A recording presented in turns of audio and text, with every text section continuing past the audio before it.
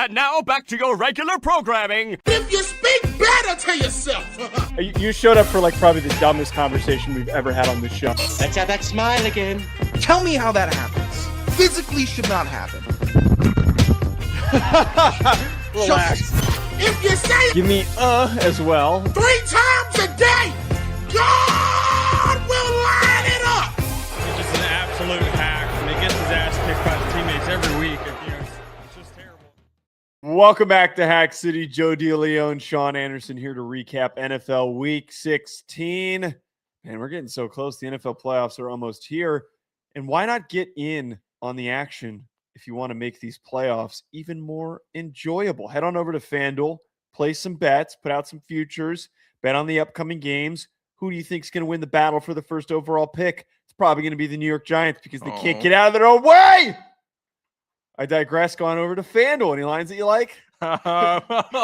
Here's what I like. I like the Cowboys giving 6.5 points to the awful, terrible Washington Commanders on Thursday. Makes sense to me. The Commanders are bad. Cowboys are good. Same thing with what I'm talking about tonight. I know it's rewatch, so that's going to be probably dead by then, but 49ers are going to kick the hell out of the Colts. I don't know why this spread is close. It's been angry. I got on the train today thinking about this on my way home. I'm like, why would it possibly be 49ers 4.5? And that's like 20 minutes on the train. I'm moving through topics. When I get off the train, I'm still thinking about it. Are you just doing shows in your head? Is that what's going on? I was sitting here like shows in your head. Why there's two Sean Andersons sitting at a desk. Why? Oh, nobody would watch that show. People would not enjoy that. Could we get one of the hosts that isn't obese? I'm sorry. No, I'll give you a third one. Yeah, we're good. Raiders are, by the way, 1.5 hosting the Giants, which I'm actually shocked. God, you know what would really rock with that game, by the way? I know that we're getting ahead of ourselves and we're actually here to recap Week 16. It would really rock if that was a barn burner. If that was 45-42, put it in prime time.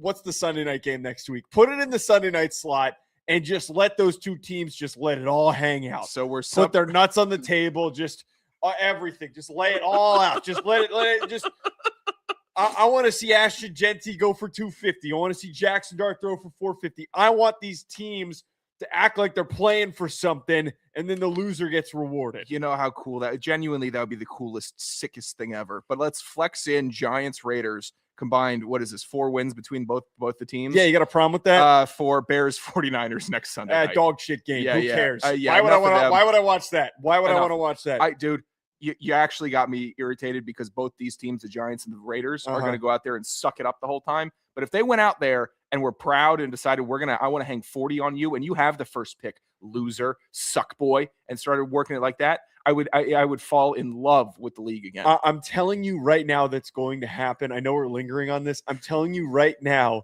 that is absolutely going to happen.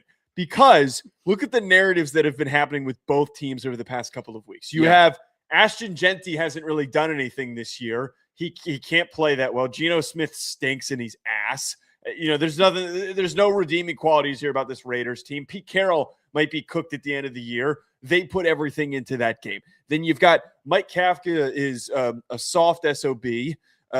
Jackson Dart's throwing 13 passing attempts because they're afraid to let him be himself. And they're they're just like handcuffing him and putting padding around him because they're afraid that he's going to run headfirst into a wall every single play. And with all that happening, they're just going to let everything hang. They're just going to go all out. They're going to ball the hell out because they want to prove everybody wrong with one good opportunity to do it against the only equally bad team that they faced. Earlier in the year, we called the little Jordan Humphrey game. This might be the Darius Slayton 300-yarder. He can't catch a ball. He can't. But that would be a real Darius Slayton game if he did go for like 150. It's indoors. I mean, your team did all go to all hell once you got rid of Lil Jordan, though. I'm just gonna. I'm gonna think that Joe Shane. Yeah, we got to keep Joe Shane, but we couldn't keep. Let's keep Jalen Hyatt on the roster. We need Jalen Hyatt on the roster. Lil Jordan, you stay away. You can go to Denver. We don't need you, moron. All right, we're here to talk about Week 16. Nobody wants to hear me gripe about the Giants. Bears beating the Packers was one of the most exhilarating games of the weekend. Not for you. I know you were upset. I think it's safe to say that the Bears have arrived. I don't think anyone is debating that. But this was the truest moment. They were stacking a lot of great opportunities throughout the year where they were proving themselves. They were putting themselves in effective positioning to win the AFC North. I think a lot of times throughout this process, everyone thought, yeah, they'll probably just be a wild card team and they're not going to be able to do very much. Going up against a banged-up Packer squad without Jordan Love midway through, Malik Willis steps in. They put together a 10-point comeback.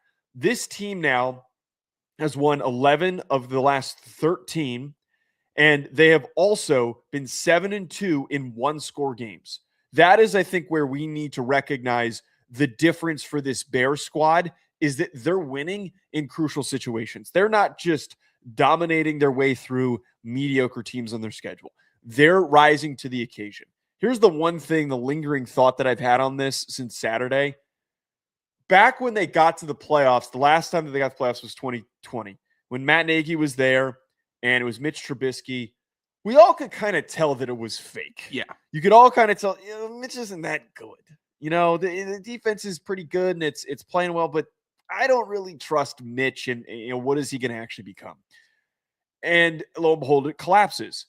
We can't say that right now about Caleb Williams. We can't say that right now about this roster. They got to get a pass rush, but they're forcing turnovers. Kyle Monungai's running through people's faces, and Caleb Williams is making clutch, difficult throws. Yeah, one of the best rush offenses in the NFL. Shocker how much that helps a young quarterback, by the way. I mean, everyone's like, Caleb, and I'm about to be Calebing real quick, but it's shocking how well that run offense helps a young quarterback, and they run it well. They're hard, and that offensive line's really good. Really, really has improved, and it's finally the Bears fans and the faithful and all their analysts can stop being like the Bears offensive line is the main root of all evil for this team. No, not anymore. Now you're gonna have to judge some other position groups. Jerk offs. That was a little defensive. Yeah. But what I saw from this game, why I'm investing in the Bears. 2 weeks ago, they lost to Green Bay. They beat Green Bay 2 weeks later. 2 weeks ago, Caleb Williams does some young quarterback stuff at the end of the game and doesn't necessarily cost his team the win, but a veteran quarterback makes a different throw, makes a different decision, goes through his reads quicker, and then wins that game because there were options on the game sealing interception for Green Bay. This week, that didn't happen. Caleb Williams arrived when it was time, and he threw an absolute beautiful ball to walk off the Packers. 2 weeks removed, and he already got it fixed. I thought that was going to be off-season grind. Not, hey, we're going to see you again, and it's going to be another dogfight. And guess what? I'm going to improve in 2 weeks. Like, that's crazy to me. Ben Johnson's a sicko. He is sick in the head with what he's doing with this Bears squad. Thought they were going to be good. I thought they were going to be better, rather. I didn't think they were a playoff team this year. Walking into the season, I didn't think I was one of the people that was advocating for them, and you didn't want to listen. I didn't. Dummy. I didn't think that they were going to make that run, and they are. And all year I've been like, man, the Bears are kind of messing it up for a lot of other NFC teams. Are they really going to make noise in the playoffs? They might. They really might. I think that it's who can't they give bump to? That's all that matters in the playoffs also. Who can you give bump to? I don't think they're going to get blown out by anybody. But God, they have turned me around so quickly. And I'm just also layering this as an acknowledgement of me being able to determine when a team changes and me also being able to change my mind because there are teams later and I haven't changed my mind. I'm proud of you. You've been one of the most stubborn people when it comes to opinions. And the irony is that, yeah, you're right. We're going to get to a segment later where you're just going to continue to be stubborn despite having all the opportunities to say that, hey, no, on me. I wasn't right about this one. I appreciate that opportunity, by the way. We'll get to that a little bit later on. We got to talk about another young team that has been really taking advantage of an opportunity that's been presented to them. The Panthers beat the Buccaneers. Late interception from Lathan Ransom secures it. Bryce Young engineered a tremendous go-ahead drive late in the fourth quarter. This now sets up for a meeting in the final week of the season where they're going to square off the Bucs and the Panthers.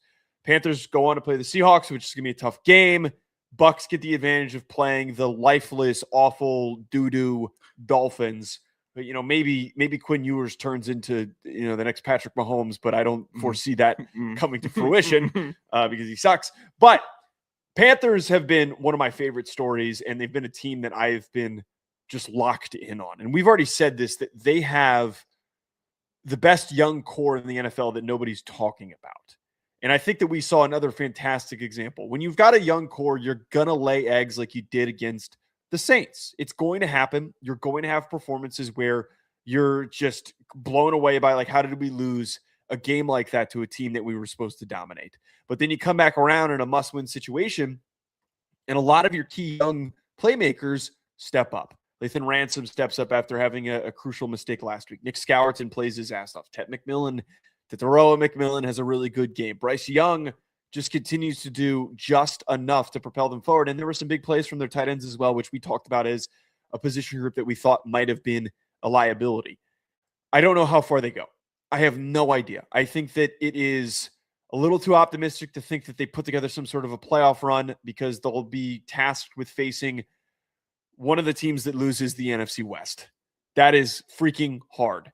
But I love it when not only a young team plays well, but a fan base that has been through absolute hell actually gets to see their team win important games. This was supposed to be another hell year for them. I really thought so. They are playing harder than just about any other team in the league, and they're doing it. You remember earlier in the season, John Gruden did like a no-name defense bit or piece about the Atlanta Falcons. He missed on that. He should have done it on the Carolina Panthers defense. Their defensive backfield is so filthy. Mike Jackson, J.C. Horn, Nick Scott, Trevon Moehrig, like these guys make plays and they tackle their asses off. Makes a difference. Linebackers play hard. Defensive line is disciplined. They're not great. I'm not sitting here looking at the Panthers defensive line saying, there's a Pro Bowler, there's a future Hall of Famer, there's a fringe Pro Bowler. No, they just play disciplined football. Credit to the coaches. Like every team that is watching an undisciplined NFL product from their squad, every fan that's got to sit here and watch their squad just miss gaps, miss assignments, loaf. You're jealous when you see a team like Carolina come around that has been in the basement, that has been rotting away for years, really, really rotting.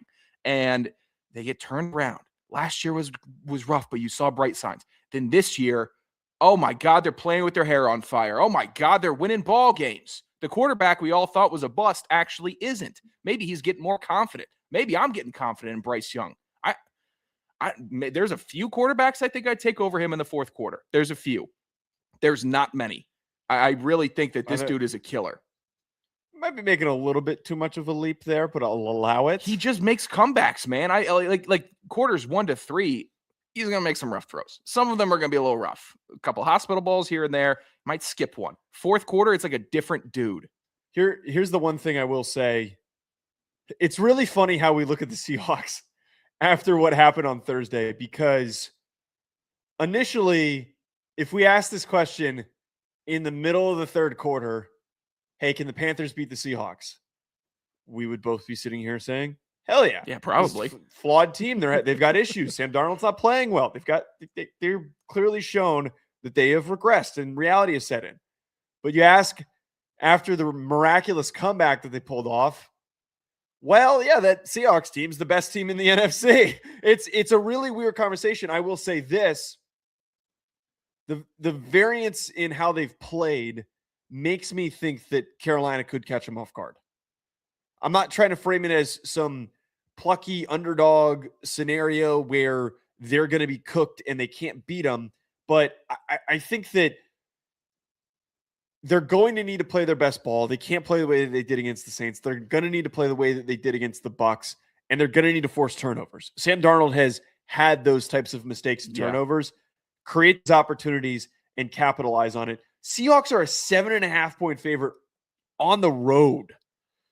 Yeah, that's a 1:00 kick too for a West Coast team who that might be one of my locks for tomorrow on Geeked Up. I'm kind of leaning in a situation where if they meet in the postseason, then Carolina should be the underdogs, but they shouldn't be stark underdogs because Sam Darnold's still pretty green in the postseason. Like, he's got a ton of pressure on him to have to get a postseason win, to get a playoff win. You don't have that. He needs to go get one. And going up against Carolina, a hungry defense that's going to try to pick you apart and nothing comes easy against you, That's going to be tough for Darnold. I'm saying the rest of the Seahawks team, I think, can play pretty sound football. I think they can keep him in the game, but the Carolina defense, I think they could definitely get to Darnold. I don't know if they discuss. No, you got to win this week. I'm not even going to start pitching that you hold off for the potential matchup down the road. Send it all at them. But we could be looking at a real tight one between the two. All right, now we get to listen to Sean spew absolute nonsense. Jaguars beat the Broncos handedly on the road in a tough road environment. Sunday's win for the Jaguars is their 6th straight. They knocked off a team that was the hottest in the NFL. Now the Jaguars are the hottest. They have wins over the Broncos, 49ers, Chargers, Chiefs, and Colts this season. And through the last 4 starts for a man that you still hate, Trevor Lawrence has thrown 12 touchdowns and no interceptions. During that 6-game streak, the Jags are winning by an average of 18 points a game. They are, understandably, had played some sloppy teams, but I think that we need to recognize when you actually beat a good team, it's legitimacy, and you need to stop saying whatever you're about to say. They did beat a good team. They beat the Denver Broncos, and the Denver Broncos obviously slept in or did not, come prepared or overlook the Jaguars, because the Jaguars are new money. And you know how I know they're new money? First of all, new money is not good for football. You want to be established. You want to have culture. You want to have history of winning. You want to have everything. What kind of a take is this? It's the take of why New England is already back. That's the take. When New England looked like a fish dead in the water for the last 3 years. And then, oh, nope. We need to start winning again, and they started winning again. That's not new money. All right, this Patriots team is not new money. The Jaguars here, brand new money. You know how I know? Because they're already talking. Why is that a problem? Because they're not used to it. Because they don't know how to act. Who cares? They don't know how to win. Who cares? Because everyone's trying to make them out to be some threat. They're not. Jags fans, get them. Get me. Get them. I don't That's think Anderson Radio. There's no AFC team that should be scared of the Jaguars in the postseason. There's not one. Out of those 6, if you're playing the Jags, lick your chops, because these guys aren't focused. A bunch of goofballs. You know how I know? Because they're winning regular season games, and they're talking about, don't jump on the bandwagon now. Thanks, Trayvon Walker. I won't. F everybody else. It's only about the Jaguars here. I like it when guys have that mentality. What's wrong with having that mentality? It's fine to have you that are the mentality, people who are man. doubting them, and God forbid that they're sick of you talking down on them. And here you are still talking down on them. Go do something and win a playoff game. They just did something. Oh, they beat Denver. Oh, Oh my God. What do you do?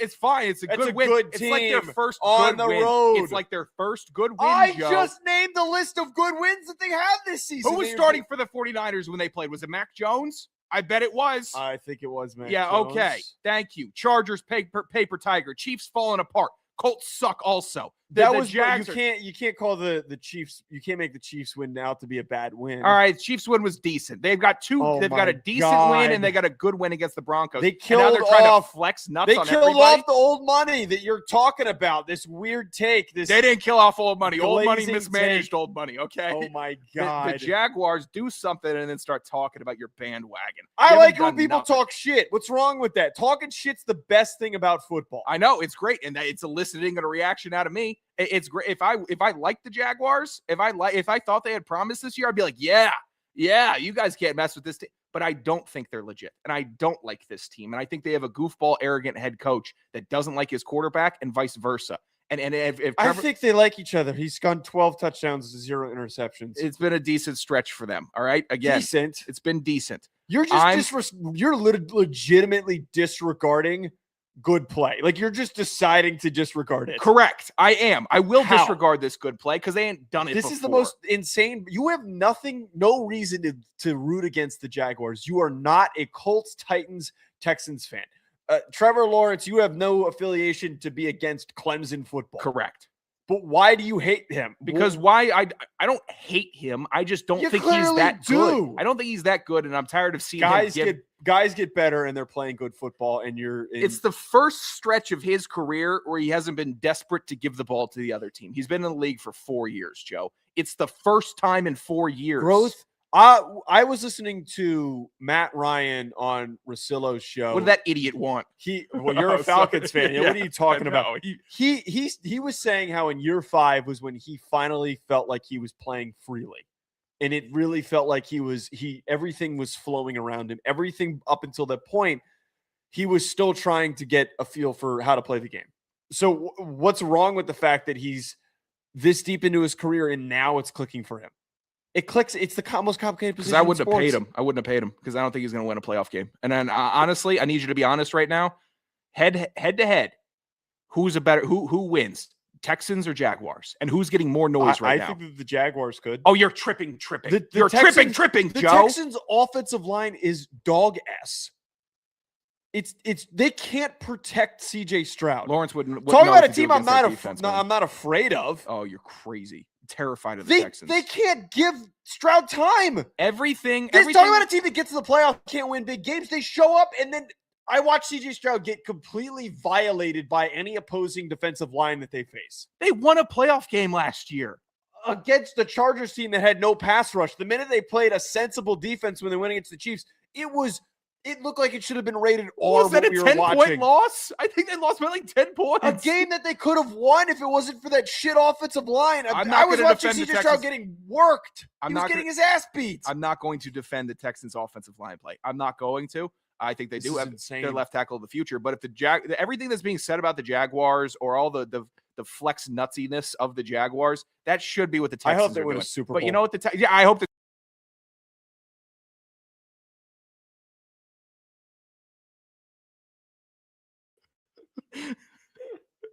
Watch this. Is our audio good? Yeah, the audio is good. Okay. Watch me pop back in. Wait. I hope the Texans win a Super Bowl too. I really do. Because everything that is being said about these awful Jaguars or the unproven Jaguars should be said about the Texans. They got everything that I need, and they're not making a bunch of noise after they win a couple games. They've been there before. God forbid teams want to talk shit. Yeah. God forbid teams want to talk shit. God forbid a mediocre team tries to talk some shit when they haven't done nothing. I have been we've been doing this show for so long enough that I have yet to have the total newbie accidental swipe off the screen to boot us out of the studio. Well, I don't understand why this awful app StreamYard. I know we're getting into the weeds. Hey, why there's all these different things. When I try to leave the screen and my file isn't downloaded, it asks me, "Are you sure you want to leave?" Yeah. Why wouldn't it do that when I'm trying to switch between tabs? Hey, yeah, piece of shit platform. Fuck you, StreamYard. Where's the hey? This is live right now. Yeah, do you sure you want to leave? You know what YouTube does when you try to leave or you try to delete a video? It gives you a secondary hey, prompt. This is going to be deleted forever. The worst platform, and we're stuck using this stupid piece of shit. StreamYard. It's a monopoly. It's a monopoly. I hope Google comes along with their own version of this, and you guys go bankrupt. I'd go Google. I'd get a Google tattoo right on my chest. You suck. I get the Calvin from Calvin and Hobbes pissing on StreamYard logo tattooed on my back. That's what I'd get. All right. Steelers, 19th straight year in Pittsburgh that Mike Tomlin will finish above 500. What a streak. It is the hell that the Steelers live in. Detroit almost came back on them 29-24. There was not a controversial, but a very stressful OPI call. It's not controversial because it was obvious, but it was extremely stressful. That final play that took away what would have put the Lions in a position to win.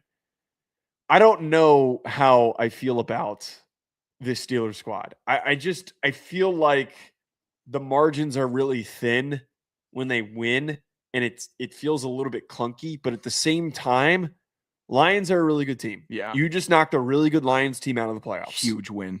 Monster win. This is a massive monster win. And how you should feel about the Steelers, one, you should hate their entire fandom. You should hate their fan base. The fans stink. 19 straight years of a winning season. I couldn't even imagine that. I couldn't fathom that. And it must be so good getting bored of winning. Sick of them. The team itself, clunky is a very good descriptor for them because they are. Against Detroit, you had Kenneth Gainwell and Jalen Warren going off. Great from the running back room. They don't do that often. Detroit's defense, porous. And this is a huge issue with Detroit moving forward. back half of the season, the defense gets super injured. The defense starts giving up a ton of points and a ton of yards. Steelers took advantage of that. So that was great game planning by them. We're going to churn and burn you. The problem with the Steelers, they ain't got no skill guys. The skill guys they have is DK Metcalf, Pat Freiermuth, huge Darnell Washington, who I love it. Seems to be getting fatter by the week. And I love that. But that's not legitimate skill position stuff. After DK Metcalf at the receiver room, Joe, they got Adam Thielen, Scotty Miller, and Marquez Valdez-Scantling. Didn't Alan That's Lazard a problem. Just get his release? Why didn't they bring him in? Where's Randall Cobb too? Where's that whole squad? I'm sick of Marquez Valdez-Scantling. I'm sick of Scotty Miller. I'm sick of Adam Thielen. I mean, I know the Calvin Austin injury for the Steelers hurt them. He wasn't that impactful though. Like this used to be a team that could draft a wide receiver that was a wide receiver one in every draft. They could draft a running back one in any draft. They need to get back to that because they're constantly sitting in that 20 range. You're not drafting a quarterback of the future, so get back to drafting good skill guys. They don't make much noise in the postseason. They really don't. Well, this is kind of why because the offense is going to go completely shutdown mode. Yeah, this is why I just don't know how to feel about this team because I don't feel overly threatened by them compared to the other teams in the AFC. I think that there's a lot more dynamic play and consistency from a lot of the other top teams. The Patriots and the Bills are going to be an insurmountable path for you to get through. Yeah. There are signs that you're aged. Your team is at a point where it's reached its ceiling and it's getting old. I know that this isn't a take, and I know that you're kind of shouting this down. It would benefit them to miss the playoffs. It would benefit them to not have a winning record. What is you're going to go to the playoffs? You're going to lose by the second round. Aaron Rodgers is going to retire. You're going to pick around pick 25 or whatever when you shouldn't be because your record's not going to be very good. But because of seeding, and if you win a playoff game, yada yada yada, you're going to be in a weird position. You can't go and get your next quarterback. So then they're going to have to live and die by the Mason Rudolph situation. Is that who you go with? Or do you think you can trade up and mortgage the future to just get yourself in a spot to go and get Ty Simpson? Do you take Brendan Sorsby after convincing him to enter the draft or something along those lines? Do you think you can live with Mac Jones? I don't think that this offense is orchestrated effectively enough to feel like Mac freaking Jones is what is going to keep you alive. Mac Jones works in different scenarios. He'd work in Minnesota. He would not work in. He would work in Miami. In Pittsburgh. They're not in Pittsburgh. They don't have the weapons like you just talked about. So this is you got DK who's punching fans, and you got these big ass tight ends. Awesome. By the way, I'm going to side with the player punching a fan. Yeah, I'm sure he said something he wasn't supposed to. You know why? Because fans do that. Yeah. Fans love acting like, oh, no, I would never. I'm just such a good fan. I'm such a good person. Shut up. No. You've had 20 IPAs. You are letting it fly. All right? We know what fans are capable of. But my point here is I don't know how much more they need to get more explosive. How much more explosive do they get? Yeah, they're in a weird spot where they're kind of just drafting speed for explosiveness. I hate that. I don't know what they're supposed to do at quarterback here. Like, does Kyler Murray fix the Steelers? I don't think so. I don't think he does. I think it's going to look a lot like the Russell Wilson offense when he was in Pittsburgh, which wasn't that great. There's a lot to be said about them being able to win, but I also think that their winning is holding the team back at times where you have such a good defense, such a good offensive line. You've got so many players that do work out, but you're so capped. And the Rodgers story, I'm going to look back at the Rodgers story, and I think I'm going to be grateful that I got to see him in the gold and black. Like, I'm going to be happy that I got to see a year of Rodgers at an institution of the NFL. They shouldn't have even signed him. They should have just rolled this season out with Mason Rudolph or Will Howard, whatever backup quarterback they have, and lose a bunch of games. Maybe they do that next year, right? Maybe do that next year and enter the Arch Lottery and then put a Manning in Pittsburgh and let him QB that franchise for the next 10 years. But I think we're looking at how ballsy is it for me to call my shot that Tomlin won't get 20 straight years of winning in Pittsburgh? Is that ballsy or is that actually plausible? I think it's plausible. I think it's completely plausible. This could be the last one, I think, because the contingency plan after Rodgers is pretty sparse. And I don't think it's going to be that strong. I mean, AFC North sucked this year. Ravens were awful. Browns are terrible. Bengals are a disappointment. And the winner of the Steelers is just going to be out. The least they could do is actually be good in the regular season, at the very least, and then limp into the postseason. But you got 3 skell teams and 1 barely good Steelers team. Yeah, bad division. I'm tired of them being talked about with reverence. They haven't been good in 5 years. And it's nuts to say even that there's a lot of teams that don't take advantage of that inconsistency in the conference. Let's get to this last game, in the division. Let's get to this last game. This game was exhilarating. This was a statement win for the Patriots. MVP defining moment for Drake Maye. Patriots clinch a playoff spot for the first time in 4 years with the Caleb Chazon forced fumble on Zay Flowers on the final drive for them. There's now, though, as they're in a 3-team race for the AFC's top seed with 2 games left. But the Broncos and the Patriots are 12-3. And at 11-4, the Jaguars still could become the 11 seed, or the 1 seed with a tiebreaker over the Broncos.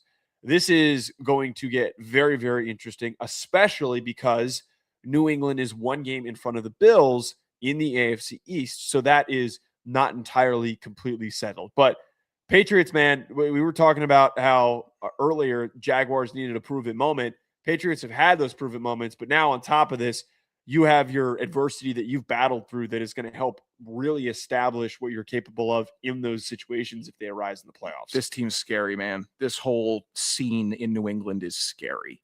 Are we looking at a 3 MVP guy from Drake Maye? Is that the line we're setting? He's trending towards that. I would set the line at 2.5 and take the over. I mean, a second-year guy completely redefining his draft class power rankings in a stacked, loaded draft class. He was looking like a solid 2 or 3, maybe out of those 6. No, he might be 1. The ball knowers knew that he had the potential to be the best player in the class. Oh, he's just impressive, and he takes hits in the pocket. I hate giving him credit. I really do. But the broadcast team highlighted that he would just stand in that pocket and throw around. I mean, Baltimore was getting to him. They were putting a helmet right under his chin, and he was still delivering. He is an NFL player. He's built like an NFL player. He plays like an NFL quarterback should. It's really, really impressive. I mean, the Patriots aren't going to have I don't think with a healthy Drake Maye, they have a losing season for a decade.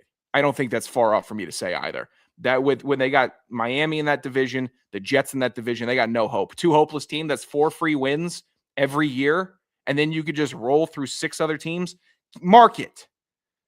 I think New England is capable this year of ruining a team's playoff run. I think. What do you mean ruin a playoff run? They're going to have their own run. What are you talking about? I know, but they're going to. I think they're an AFC Championship loss this year. That's how I'm seeing them.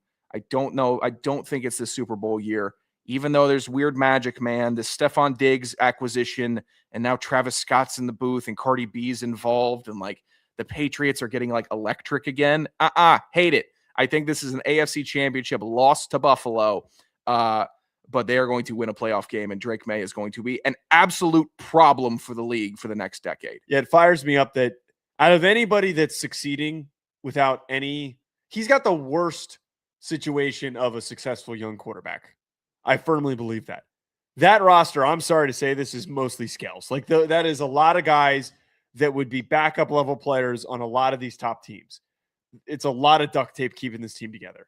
You've got a couple of solid players. He's got 1 really good receiver and a couple other solid guys with Butte and with Williams. I feel like they're going to not even reach their full potential until the next couple of years. And I want to see them be big, big spenders in free agency. They're not going to be able to do a ton of damage in the draft, which I'm sure they've been drafting well. They drafted really well in the last draft. Oh, yeah. Hopefully Henderson gets back on the field because got the best lineman in the class last draft. Well, he struggled against Myles Garrett, who is more explosive than him. They struggled against the guy that's going to break the single season sack record. Well, he's generally struggled against guys that are twitchier and longer than him. Yeah, that's how that works. Franchise cornerstone at left tackle. Yeah, he's a good offensive lineman. Cornerstone of the franchise is what they drafted. I'd love to see how but when when he's getting talked up as I can't believe I'm falling for this trap. When you talk him up as he's supposed to be one of the best linemen in the NFL, there's clearly going to be limitations to what he's capable of doing. Sure. Those limitations were extremely visible against the best pass rusher in the league. Yeah. For a rookie. Yeah. You're supposed to be with that. But there's a difference between struggling against a guy who's the best pass rusher in the NFL because you're green and struggling because your arms are too short and you don't have. He was losing on position. It was green. It was rookie stuff, man. He is going when you lack arm length, that impacts your ability to win when you're out of position. Nobody's won against Myles Garrett this year, and I'm sure he's faced 16 but that's not tackles the only, with that's longer not the, arms that's than Will not, Campbell. That's not the singular instance. That I think I'm not falling for this trap. It's Ryan, not a trap. Ryan, He's legit, Ryan, man. Get him. He's legit. The you guys, king. For some reason, you hate this guy because he kind of looks like me. I hate him. I've definitely internalized that. I have no just hate because for him. he wears his chin facial hair like mine, and he has a mustache like mine, and the eyes are kind of similar, doesn't mean you guys need to lash out at him. I'm not His Will eyes Campbell. aren't vacant like yours are. I'm not Will Campbell, so you don't need to hate this kid. All right? I'm not hating on Will Campbell. There's no hating on Will Campbell. Franchise cornerstone. I don't like it when. Never mind. Do we need to? Here's my question. My last question for you.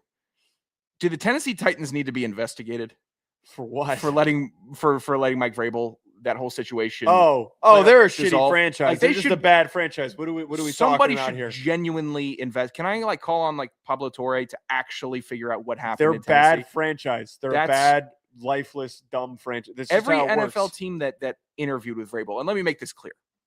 When Vrabel started interviewing, there was one place he was going to coach, and that was New England. Like, that's where he was going to go. I don't think he would have gone to any other team, genuinely. But every other team that interviewed him should also be investigated. Every decision maker that we don't know for certain where else he got offered, but I do agree with your point that you don't go out of your way to hire him. I mean, why the hell did the league let him get back to New England with a 5-star blue chip quarterback prospect and a team that's hungry for winning? Why would that ever be allowed? This was like Chris Paul trying to go to the Lakers. It should have been vetoed. Hater on good marriages of coaches and teams. Why you hate on that? I love it. But there's no reason that he should have gone a year out of the league without being a head coach.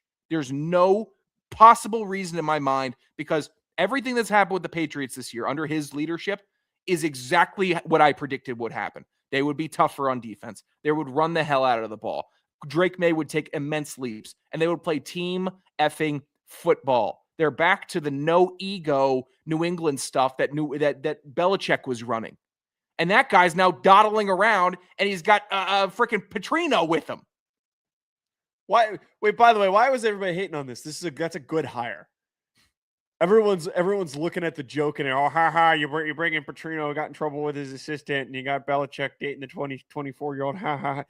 He's a good play caller. He's a great play caller. This is the University of North Carolina, Joe. He's one of the best. He's one of the best play callers in the past 2 decades. This is one of the best public universities in the nation, academically, athletically, and he's one of the best play callers in the country. They've cracked open the doors to the circus, and they said, "Go ahead, bring the tents, bring the elephants, give me the man that spits fire." Who cares? I care because they're not winning. And it's a joke. Yeah, you know how you win? You go hire one of the best coordinators, best play callers, offensive minds in the sport since the early 2000s. Every time that man has touched an offense, it has become one of the best. It has become one of the best in college football. They went from being the bottom of the SEC to the top of the SEC in yards produced. They also went 0-7 under his interim leadership. Can I give you a hot take? That's not his fault. He's not a head coach. Can I give you a hot take? Tar Heels have less wins next year than they did this year. Hot take. I think that they're going to be a 9-3 team. Did you see the amount of mediocre teams that went 9-3 this year in the ACC? I saw a mediocre team in UNC. They that let Freddie had a fucking crazy Kitchens later. call the plays. That was the mistake that they made. Well, he had a Denny's menu in front of him. yeah. He didn't have, What am I going to call? That's what Look. whatever. There's no defense for how Chapel Hill's running their program right now. It's just not. It's a good decision. You know what? Call up Sharon. Bill has Call up Mel not- Tucker. Bill call has up always- Hugh Freeze, and let's flesh out the He analysts has now always also. disregarded character, and it's worked for him. And now he's the leader in the clubhouse for poor character. Yeah. And that doesn't work for him. It doesn't matter. He made a good hire, a proven hire. You know how much that hurt me when it was actually him on that porch in the morning in New England? When that was actually That him? hurt you? That hurt me because I defended I him. knew he was a sleazeball.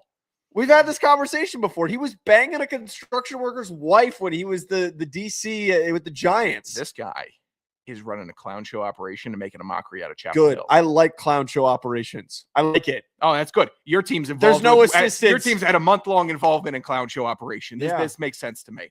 Actually, the USC stuff's not really your fault. Maybe it is. It probably is. Okay. No, it is USC's fault. They've said that they want to lighten their schedule. They've been public about that. Losing to Notre Dame technically kept them out of the college football playoff. Hmm. They're scared of competition. At I Joe got you. DeLeone, at Sanderson Radio. He's scared of competition. We'll talk to you later.